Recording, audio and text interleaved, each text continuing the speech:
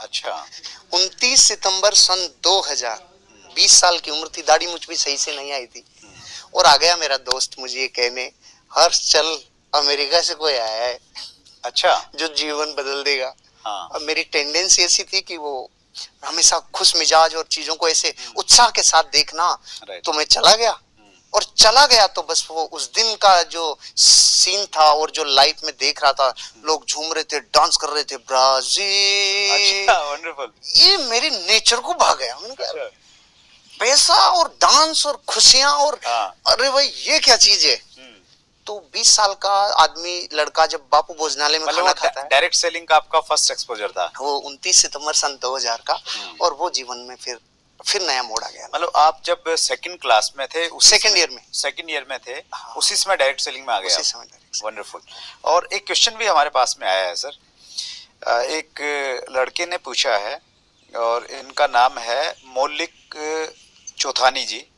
ये पूछते हैं कि स्टूडेंट जो हैं वो डायरेक्ट सेलिंग में अगर काम कर रहे हैं, वो खुद स्टूडेंट हैं, काम कर रहे हैं, तो उसको क्या करना चाहिए? क्योंकि उसके सामने, स्टूडेंट के सामने अलग तरह के चैलेंजेस आपने उनको फेस किया होगा।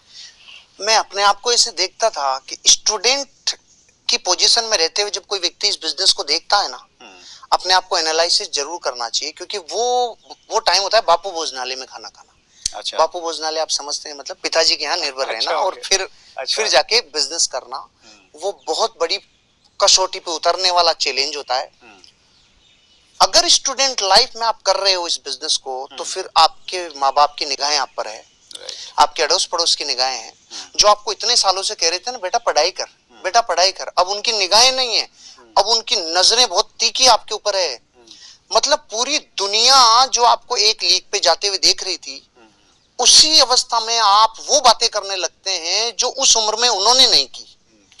तो अब वो उनको अटपटी सी लगती है। हो सकता है कुछ लोग जल्दी स्वीकार कर ले, वाह बेटा बड़ा सपने देख रहा है, लेकिन बहुत सारे लोग भारत में से नहीं होंगे जो जल्दी से इस बात को स्वीकार करेंगे, मोटिवेट करें।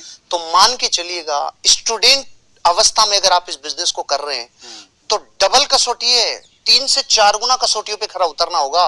उस टाइम आप क्या गुटके जर्दे तो नहीं खा रहे हैं, उस टाइम क्या आप दोस्तों के साथ तो नहीं घूम रहे, उस टाइम कहीं आप बच्चों के साथ मस्तियां तो नहीं कर रहे हैं, उस टाइम आप गंदी हरकतें तो नहीं कर रहे हैं। ये सारी चीजें आपके माँ बाप देखेंगे। अगर उनका ट्रस्ट कम हो गया आपके ऊपर, तो वो लोग आपको पीछे कर देंगे और आप ये बिजनेस नहीं कर पाएंगे। लेकिन मेरे को मेरे पिताजी ने क्यों हेल्प की, आपको कुछ ना कुछ जिंदगी में सबूत देना पड़ता है, आपको प्राइस पे करनी पड़ती है। जो लड़का मैं 20 साल का था, 11 साल से जिस क्रिकेट के लिए मैं मैदान में रहता था, अपने प्राण लगा के खेलता था मैं। मतलब 45 से 50 डिग्री का टेम्परेचर में मैं मैच शुरू करता था दोपहर को 12 बजे जून में। अच्छा। वही बॉलिंग करना, वही कीपिंग करना, वही 100 रन बनाना, इतना पैशन के साथ। उसने 29 सितंबर सन 2000 को गहने यूं रख दिए। अच्छा। जिस दिन मैं मैदान छोड़ के आया, उसके बाद मैदान अनाथ हो गए। मेरे पिताजी ये नोट कर रहे थे। अच्छा। मेरे पिताजी ये देख रहे थे कि जो क्रिकेट नहीं छोड़ सकता था, अगर इस बिजनेस को करने के लिए डायरेक्ट सेलिंग इंडस्ट्री में आया, क्रिकेट छूट गया। वो 5 दिन तो उनको सदमे से बाहर आने में लगा। मतलब क्रिकेट, आप भी ऐसी कोई प्राइस पे करना पड़ेगा जो इन्होंने सवाल किया है ना। आपको जीवन में कुछ तो आपके ऐसी पद चिन्ह और निशानियां छोड़नी पड़ेगी जो आपके आसपास वाले जिन पे आप निर्भर हैं, वो ये कह सके बच्चे ने यार कुछ तो अच्छा डिसीजन लिया है। जब तक आप पद चिन्ह नहीं छोड़ते हैं ना, आप सोच रहे हैं कि स्टूडेंट भी बना रहा हूँ, पढ़ाई का नाम भी करे जाऊं, आवारागर्दी भी करे जाऊं, और फिर डायरेक्ट सेलिंग इंडस्ट्री को मौज मस्ती। क्योंकि दरअसल क्या, आटा दाल तेल चावल का भाव पता नहीं होता है वत्स साहब, स्टूडेंट लाइफ में। उस टाइम जिम्मेदारियां नहीं होती। मैं जब स्टूडेंट हुआ करता था, मैंने जीवन में लाइट का स्विच ऑफ नहीं किया। मुझे बहुत बाद में पता चला कि बिजली को बंद करना चाहिए। अच्छा। मुझे बहुत बाद में पता चला जीवन में कि पानी को यूं बहाना नहीं चाहिए।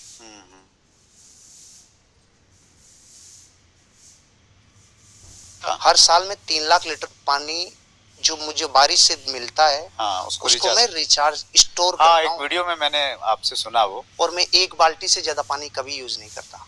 ये मेरे जीवन का नियम है। मतलब ये चाहे आज मेरे पास पानी की एक अलग तरह का जज्बा है सर। ये बातें, मतलब जब मैंने प्राइस पे की थी तो मेरे पिताजी की नजरें थी, तो उनकी मेहनत डबल हो गई। उनके पास जावा एसडी गाड़ी हुआ करती थी, वो दूध वाली। हाँ, अच्छा। उन्होंने मेरी हीरो पुक ले ली क्योंकि वो ये एवरेज अच्छी देती थी और मैं अपने जमीर पे था। अब मुझे श्रृंगार अच्छे नहीं लगते पापा जी। अच्छा। फेल हो गया तो मतलब ऐसे कैसे रख दिए थे।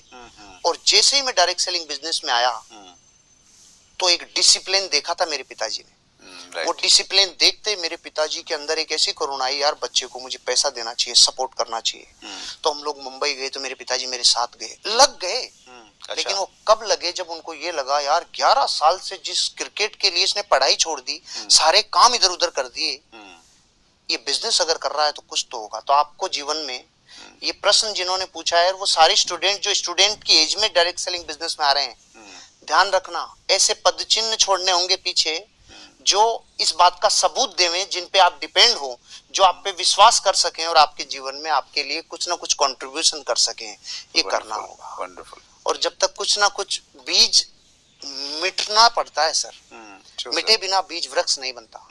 स्टूडेंट लाइफ में आप जीवन के उस दोराहे पे खड़े होते हैं जहाँ पे कुछ लोग कहेंगे तू भटक गया, कुछ लोग कहेंगे यार इसी एज में अगर तूने जीवन में बड़े सपने देखना चालू कर दिया तो तुझे बहुत बड़ी एनर्जी मिलेगी।